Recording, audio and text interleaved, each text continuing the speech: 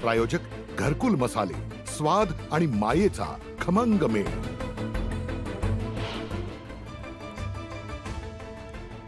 ठाण्यात नवीन व्हेरियंटचा पहिला रुग्ण आढळल्यानं खळबळ। 19 वर्षाच्या तरुणीवर कळवा रुग्णालयात उपचार सुरू। मालेगाव महापालिकेच्या फाईल्स आणि महत्त्वाची कागदपत्रे रस्त्यावर आढळल्यानं खळबळ। महत्त्वाची कागदपत्रे रस्त्यावर आली कशी, पोलिसांकडून तपास सुरू। जर दीपक केसरकर कोल्हापूरचे पालकमंत्री असते तर कोल्हापूरचा कायापालट झाला असता। राजेश क्षीरसागरांचं वक्तव्य तर मुश्रीफांच्या कामावर नाराजी असल्याच्या चर्चांना उधाण। कोल्हापुरात संभाजी महाराजांच्या स्मारकावरून राजकारण रंगलं। काँग्रेसनं लोकार्पण केल्यामुळे शिवसेना आक्रमक, शिवसेनाही करणार लोकार्पण। स्ट्रॉबेरीला कवडीमोल भाव मिळत असल्यानं साताऱ्यातील शेतकरी हवालदिल। संतप्त शेतकऱ्यानं 2 एकरावरील स्ट्रॉबेरी पीक उपटून टाकलं। डोंबिवलीत विद्यार्थ्यांची वाहतूक करणाऱ्या रिक्षाचा अपघात। सुदैवानं विद्यार्थ्यांना कोणतीही दुखापत नाही। भंडारा जिल्ह्यात ओबीसी वसतिगृह निर्माण करा, ओबीसी विद्यार्थ्यांनी लिहिलं मुख्यमंत्र्यांना पत्र।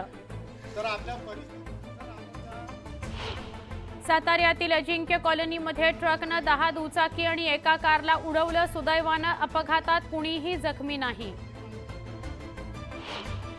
मुंबई गोवा महामार्गावर भीषण अपघात, कार आणि दुचाकीची धडक। दुचाकीस्वार जखमी तर वाहनांचं मोठं नुकसान।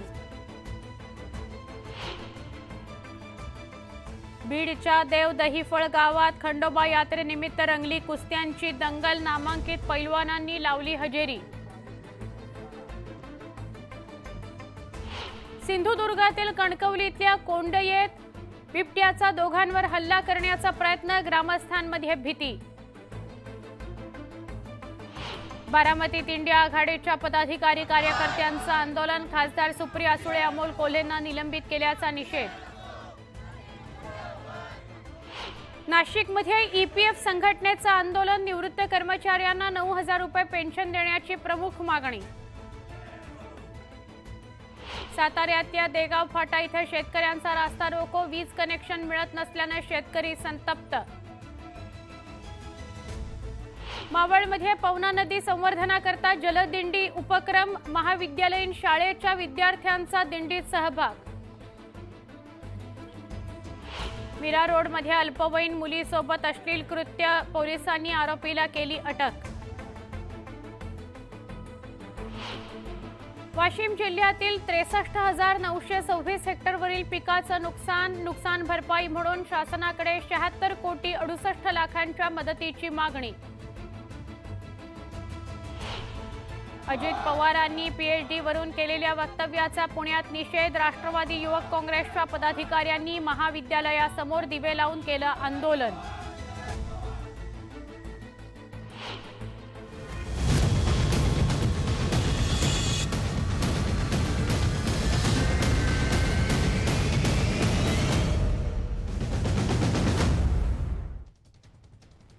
नमस्कार, मी सुवर्णा। महाराष्ट्राची खबरबात या बुलेटिनमध्ये स्वागत। महाराष्ट्रभरातल्या काही महत्त्वाच्या बातम्या, काही बातम्यांचे विश्लेषणात्मक स्पेशल रिपोर्ट्स घेऊन येते।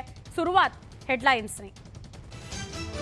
हेडलाइन्स प्रायोजक राजयोग पेंट्स, खुशियां आपकी, रंग हमारे। आदित्य राजाच्या कृपेनं वरुण राजाच्या टेंडरचा पाऊस, मुख्यमंत्र्यांनी काढली ठाकरे सरकारच्या घोटाळ्यांची यादी। राज्यातील विरोधी पक्ष दिशाहीन झालाय, मवियाचे नेते नवी दिल्लीमध्ये जागा वाटपात व्यस्त। विरोधकांनी चांगल्याला चांगलं म्हणायला हवं, मुख्यमंत्री एकनाथ शिंदेंचा टोला। मवियामुळे लाखो शेतकऱ्यांचं नुकसान, सूड भावनेनं अनेक प्रकल्प रखडवले, हे चांगल्या राज्यकर्त्याचं लक्षण नाही, मुख्यमंत्र्यांची महाविकास आघाडीवर टीका। दंगली घडवण्याचा राज्यात रेकॉर्ड, मात्र गृहमंत्र्यांचं लक्ष फक्त पक्ष फोडण्यावर। जयंत पाटलांचा हल्ला बोल तर बदनाम करण्याचा विरोधकांचा प्रयत्न असल्याचा फडणवीसांचा पलटवार। महाराष्ट्रातील महिला सुरक्षेवरून जयंत पाटलांचे सरकारला सवाल, तर इतर राज्यांपेक्षा महाराष्ट्र महिलांकरता सुरक्षितच, फडणवीसांचं उत्तर। नागपुरात गारठा वाढल्यानं विरोधकांचे मेंदू बधीर झाल्याची अमोल मिटकरींची टीका. मिटकरींच्या टीकेवरून विजय वडेट्टीवारांचं प्रत्युत्तर. मुख्यमंत्री एकनाथ शिंदे रेशीम बागेतील संघाच्या मुख्यालयात डॉक्टर हेडगेवारांच्या स्मृतीस्थळी केलं अभिवादन. 23 तारखेनंतर दूध का दूध, पाणी का पाणी होणार. 23 तारखेला काय घोषणा करायची हे सरकारच्या हातात, अन्यथा नाईलाजानं आम्हाला आंदोलन करावं लागेल. मनोज जरांगेंचा सरकारला इशारा. येत्या 30 तारखेला शरद पवारांची पुण्यात जाहीर सभा. शेतकरी आक्रोश मोर्चा दरम्यान पुण्यात पवार घेणार सभा. संजय राऊतही सभेला उपस्थित राहणार.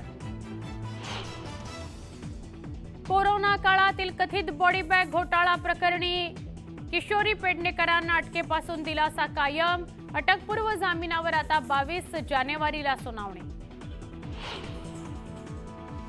वाराणसीमध्ये पंतप्रधान नरेंद्र मोदींविरोधात प्रियंका गांधी निवडणूक लढवण्याची शक्यता. प्रियंका गांधींनी वाराणसीमधून निवडणूक लढवावी. इंडिया आघाडीच्या बैठकीत ममता बॅनर्जींचा प्रस्ताव. सूत्रांची माहिती.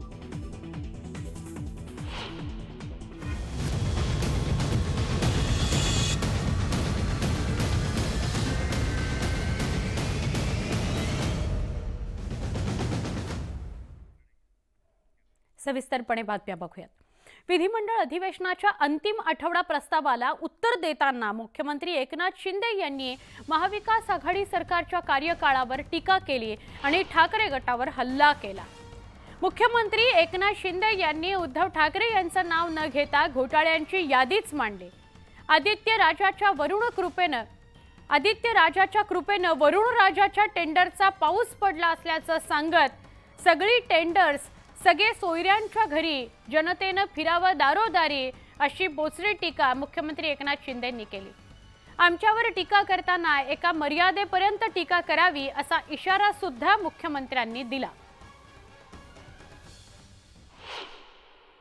कोविड काळात यांनी केलेला जो भ्रष्टाचार आहे, हा भ्रष्टाचार म्हणजे मैताच्या टाळूवरचं लोणी खाण्याचा प्रकार आहे.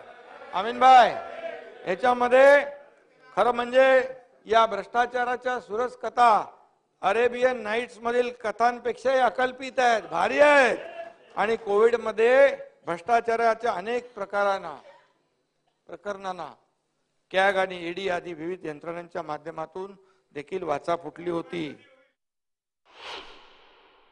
हायवे ब्रिज बनवणाऱ्या या कंपनीला चक्क पेंग्विन साठीचं इन्फ्रास्ट्रक्चर बनवण्याचं कंत्राट मुंबई महापालिकेने बहाल केलं. या हायवे कंपनीने पॉवर ऑफ अटर्नीद्वारे हे काम रोमिंग छेडाला दिलं. इथं रोमिंगचा पहिला रोमिंग आणि रोमहर्षक प्रवास सुरू झाला. पुढील 4 वर्षात रोमिंगला अध्यक्ष महोदय छोटी मोठी मिळून सुमारे 270 कोटी रुपयांचा तब्बल 57 कंत्राट देण्यात आली. 57 कंत्राट. धारावीचा पुनर्विकास झाला पाहिजे. सर्वसामान्य लोकांना न्याय मिळाला पाहिजे, त्यांना घरं चांगली मिळाली पाहिजे. परंतु मी देखील त्यावेळेस महाविकास आघाडीमध्ये होतो. मी नगरविकास मंत्री होतो. मलाही माहिती आहेत काही गोष्टी.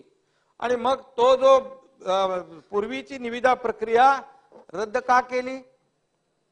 तुम्हाला जर दुसऱ्याला द्यायचं नव्हतं तर मग त्यालाच द्यायचं होतं. पण ती रद्द केली आणि हा प्रकल्प विशिष्ट माणसाला मिळावा असाच हेतू होता. वरिष्ठ नेते दिल्लीत लोकसभेच्या जागा वाटपामध्ये व्यग्र असल्यामुळे सगळेच जण महाविकास आघाडीचे, एनडीए आघाडीचे, आणि त्यामुळे योग्य दिशा मिळाली नसेल. आणि शिवाय दिशा प्रकरणामध्ये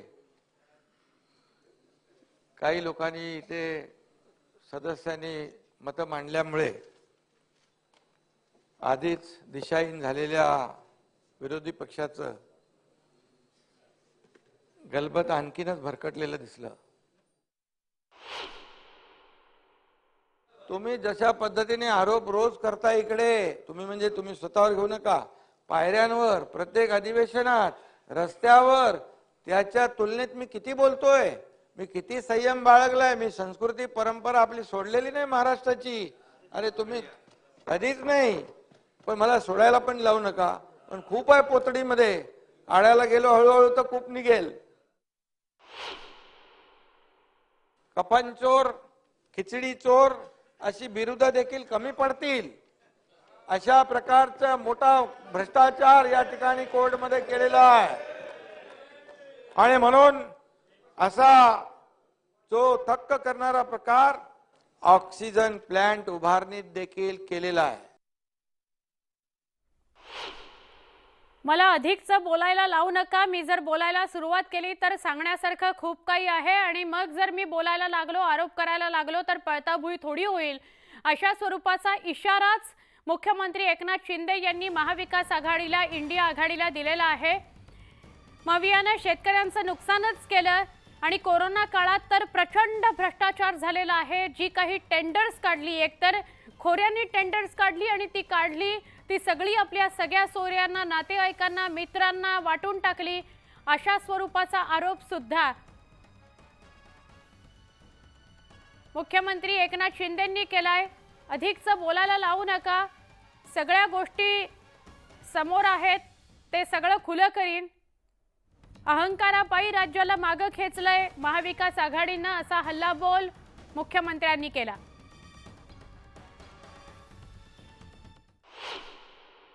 आदित्य राजाच्या कृपेने, वरुण राजाने अक्षरशः टेंडरचा पाऊस पडला. आता ठीक आहे, तुम्हाला तुमची इच्छा आहे ते बोलून टाका, ठीक आहे. कारण शेवटी मी म्हणालो की या प्रकरणातील एक महत्वाचं प्याद जे आहे हा रोमिन छेडा आहे. मुख्यमंत्री एकनाथ शिंदे यांनी काँग्रेसचे नेते अशोक चव्हाण यांच्यावर मराठा आरक्षणाच्या मुद्द्यावरून टीका केली. तुमच्या आदर्श कारभारामुळे अशोक पर्व चमकलं, मात्र मराठा पर्व तुम्ही अंधारात ठेवलं, असा टोला मुख्यमंत्र्यांनी लगावला.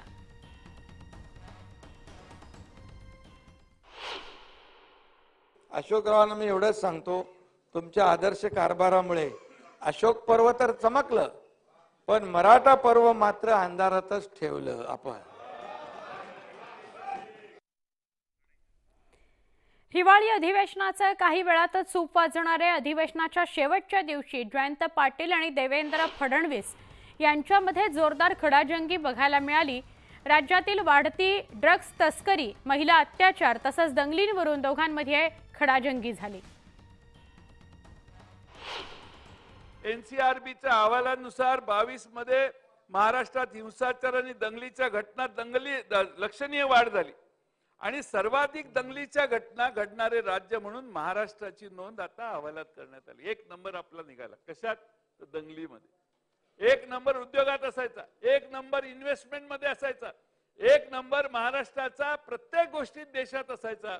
पण आता दंगलीमध्ये आपला नंबर पहिला काढण्याचं काम कर्तबगारी या सरकारनं अध्यक्ष महोदय महाराष्ट्राची केलेली आहे. 2020 साली दंगलीच्या किती गुन्हे आपल्याकडे दाखल झाले आहेत?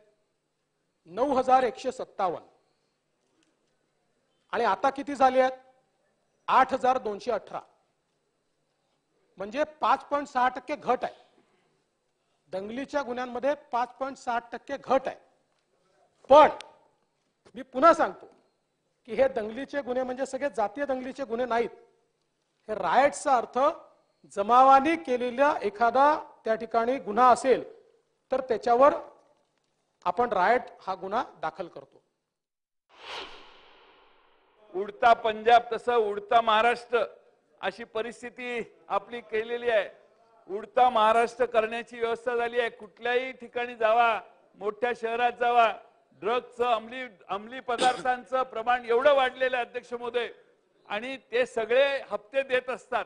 हप्ते देत असल्यामुळे त्यांच्यावर कोणी रेड करत नाही आणि सगळे सर्रास व्यवसाय, अवैध व्यवसाय चालू करण्याचं काम हे सर्व ठिकाणी चाललंय. महाराष्ट्रात ड्रग माफियांना राजाश्रय देण्याची आता नवी प्रथा चालू झालेली आहे. जवळपास 4000 किलो ड्रग्ज हे मुंबई पोलिसांनी या ठिकाणी त्याच्यावर कारवाई केली आहे आणि ते जप्त केलेले आहेत. आणि जप्त केलेले ड्रग्ज हे आपण त्या ठिकाणी नष्ट करतो, ती कारवाई देखील मोठ्या प्रमाणात आपण या ठिकाणी केलेली आहे. भारतामध्ये पहिल्यांदाच राम अवतरतोय असं वातावरण आता सुरू होईल. रामाचीच ही भूमी आहे अध्यक्ष महोदय. अयोध्येला जन्म झालेला असला तरी महाराष्ट्रात देखील राम येऊन गेला. रामाचा एवढा आदर असेल तर आमच्या सीतामाईंचं संरक्षण करायची तरी तेवढी गरज आहे. सीतामाईंचं संरक्षण म्हणजे महिलांचं संरक्षण महाराष्ट्रातल्या करण्यासाठी काहीतरी आधी करा आणि मग अयोध्येच्या रामाला पूजायला आम्ही सगळे येतो. आमचा त्या अयोध्येला विरोध नाही, रामाला विरोध नाही. जयंतरावांनी बोलताना 2-3 गोष्टींचा उल्लेख केला. पहिल्यांदा तर जयंतराव तुम्ही म्हणालात भारत राममय होणार, जणू राम अवतरणार अशा प्रकारची परिस्थिती आहे. साहेब, राम नसते तर तुमचं तरी अस्तित्व राहिलं असतं का? तुम्ही राजारामांमुळे अवतरले इथे. तुमचा अवतार राजारामांमुळे आहे. त्यामुळे तुम्ही तरी आता या संदर्भात बोलू नये. या शहरामध्ये गुन्हेगारीचं प्रमाण प्रचंड वाढलंय आणि म्हणून आम्ही म्हणतो की महाराष्ट्रात इतरत्र फिरण्यापेक्षा नागपूरमध्ये ठाण मांडून गृहमंत्र्यांनी बसावं आणि महाराष्ट्रातल्या नागपूरच्या उपराजधानीतलं हे गुन्हेगारीचं जे सगळं वातावरण आहे अध्यक्ष महोदय ते एकदा दुरुस्त करावं एवढी आमची त्यांना सूचना आहे. आता नागपूर 8व्या क्रमांकावर आहे. जेव्हा तुम्ही 2ऱ्या क्रमांकावर दाखवलं तेव्हाही जर आपण खरी लोकसंख्या विचारात घेतली तर तो 12व्या-14व्या क्रमांकावर आहे. आणि आता तर देशामध्ये एनसीआरबी रिपोर्टमध्ये 8व्या क्रमांकावर जर आपण म्हटला तर तो 22व्या-23व्या क्रमांकावर आहे. त्यामुळे विनाकारण नागपूरला क्राईम सिटी, नागपूरचा क्राईम वाढलाय, अशा प्रकारे नागपूरला बदनाम करून नागपूरमध्ये येणाऱ्या इन्व्हेस्टमेंटला या ठिकाणी खोडा घालण्याचा प्रयत्न बंद केला पाहिजे, अशी माझी अतिशय स्पष्टपणे या ठिकाणी विनंती आहे. मुख्यमंत्री एकनाथ शिंदेंनी बुधवारी नागपुरातील राष्ट्रीय स्वयंसेवक संघाच्या मुख्यालयाला भेट दिली. मात्र मुख्यमंत्र्यांच्या या भेटीवरून ठाकरे आणि शिंदेंमध्ये राजकारण रंगल्याचं बघायला मिळालं.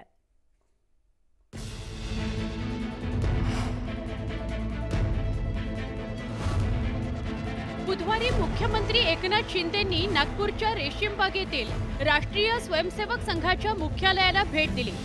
यावेळी त्यांनी डॉक्टर केशवराव हेडगेवार यांच्या स्मृतीस्थळाचं दर्शन घेतलं. मात्र शिंदेंच्या या रेशीमबाग भेटीवरून राजकारण रंगल्याचं बघायला मिळालं. शिवसेना उद्धव बाळासाहेब ठाकरे पक्षाचे खासदार संजय राऊतांनी संघाच्या रेशीमबागेचा संदर्भ देत मुख्यमंत्री शिंदेंवर बोचरी टीका केली आहे. हो, त्यांना रेशमाचे किडे घेऊन गेले असतील. शिवसेनेतील फुटीनंतर ठाकरे आणि शिंदेंमध्ये राजकीय संघर्ष पेटलाय. दोन्ही बाजूचे नेते एकमेकांवर टीका करण्याची एकही संधी सोडत नाहीत. शिंदेंच्या आरएसएस मुख्यालय भेटीवरूनही वाद रंगल्याचं बघायला मिळालं.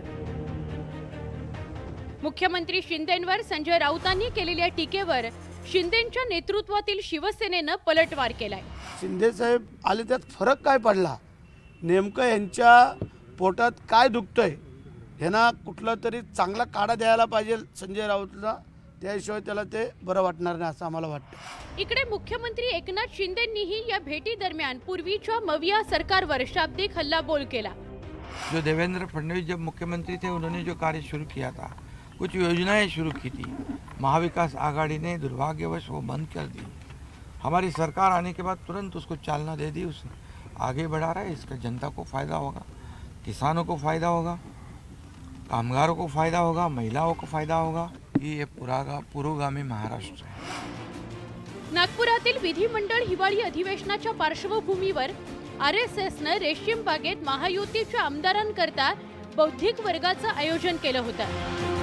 मंगळवारी भाजप शिवसेनेच्या आमदारांनी त्या बौद्धिक वर्गाला हजेरी लावली होती. राष्ट्रवादी काँग्रेसच्या अजित पवार गटाच्या आमदारांनी मात्र या बौद्धिकाकडे पाठ फिरवली होती. त्यावरून राजकारण रंगलं असतानाच मुख्यमंत्र्यांच्या रेशीमबाग भेटीवरून दोन्ही शिवसेनेत जुंपल्याचं बघायला मिळतंय. Bureau report, news 18 Lokmat. Maratha आंदोलक मनोज जरांगे पाटील यांनी पुन्हा एकदा सरकारला इशारा दिलाय. 23 तारखेनंतर दूध का दूध आणि पाणी का पाणी होणार असल्याचा सूचक इशारा जरांगेने दिलाय. तसंच हेडलाईनपूर्वी काय घोषणा करायची हे सरकारच्या हातात आहे, अन्यथा नाईलाजानं आम्हाला आंदोलन करावं लागेल, असा थेट इशारा जरांगे पाटलांनी दिला. दुसरीकडे नोंदी सापडलेल्या रक्ताच्या नातेवाईकांना सुद्धा आरक्षणाच्या पार्श्वभूमीवर लाभ मिळेल असं मुख्यमंत्री म्हणाले. पण लाभ कधीपासून मिळेल हे त्यांनी स्पष्ट केलेलं नाही. त्यामुळे अटी शर्थी आम्हाला नकोत असं जरांगे म्हणाले. जे महत्त्वाचा प्रश्न आहे, जे जिथपर्यंत जायला पाहिजे, जो माणूस त्याच्या कलाटणी देऊ शकतो तिथपर्यंत सांगितलेलं आहे. परंतु बघूयात, सांगूयात, कोण ज्यांना सांगितलं त्यांनी का केलं नाही. समाजापुढे 23ला ठेवत आम्ही, आणि केलं तरीही ठेवत. 23ला सगळंच दूध का दूध आणि पाणी का पाणी होणार आहे. कौतुक केलं आहे, परंतु पुढं ते अटी नको आणि ते खोट्या फिट्या नको. नसता त्या निर्णयाचा काही उपयोग नाही आहे. त्यामुळं 100% 23च्या आत किंवा उद्याच तो विषय पूर्ण कडीला जाईल. 23ला काय घोषणा करायची हे सरकारचे, आता ते मराठा समाजाच्या नाही. जर आम्हाला लाभच होणार नसत तर आम्हाला नाविलाजानं आंदोलनावर ठाम राहावंच लागणार आहे. परंतु सरकार तशी वेळ येऊ देईल असं आम्हाला वाटत नाही. 100% शिंदेसाहेब सगळं स्पष्ट करून क्लिअर करतील. वनमंत्री सुधीर मुनगंटीवार यांनी राहुल गांधींसह विरोधकांवर हल्लाबोल केला. विरोधकांचं लक्ष फक्त मतांवर असल्याची टीका मुनगंटीवारांनी केली. तर नाना पटोलेंनी सुधीर मुनगंटीवारांवर पलटवार करत त्यांचे आरोप फेटाळले. राहुल गांधीजी विषारी शब्दांनी, वाईट शब्दांनी, निम्न शब्दांनी देशाचा गौरव कमी करत जनतेला भारतीय जनता पार्टीच्या पाठीशी उभं राहण्यासाठी मजबूर करतात. राहुल गांधी देशाचा गौरव कमी करत असल्याची जळजळी टीका मंत्री सुधीर मुनगंटीवार यांनी केलेली आहे. आणि त्याचं कारणही तसंच आहे. लोकसभा आणि राज्यसभेतल्या 141 खासदारांना निलंबित करण्यात आलेलं होतं आणि त्याच्या विरोधात विरोधी पक्षातल्या काही खासदारांनी संसदेच्या पायऱ्यांवर निदर्शनं केली. यावेळेला तृणमूल काँग्रेसचे खासदार कल्याण बॅनर्जी यांनी राज्यसभेचे सभापती तथा उपराष्ट्रपती जगदीप धनखड यांची खिल्ली उडवली. त्यावेळेला राहुल गांधींनी मोबाईलमध्ये त्याचं चित्रीकरणही केलं. राहुल गांधींच्या या कृतीवर सुधीर मुनगंटीवारांनी तीव्र नाराजी व्यक्त केली आहे.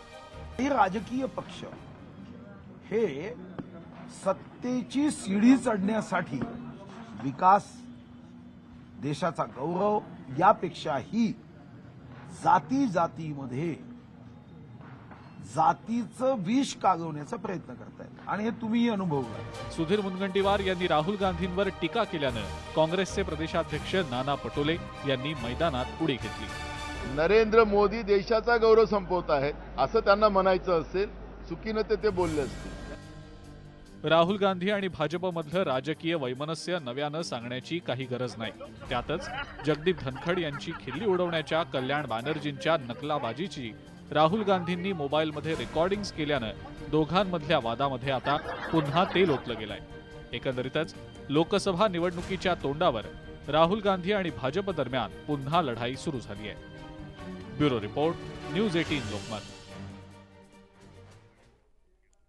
हा स्पेशल रिपोर्ट आणि सविस्तर बातम्यांसह महाराष्ट्राची खबरबात या बुलेटिनमध्ये इथेच थांबतोय. वेगवान स्वरूपातल्या बातम्या काही क्षणात बघणार आहोत. पहा फक्त न्यूज 18 लोकमत.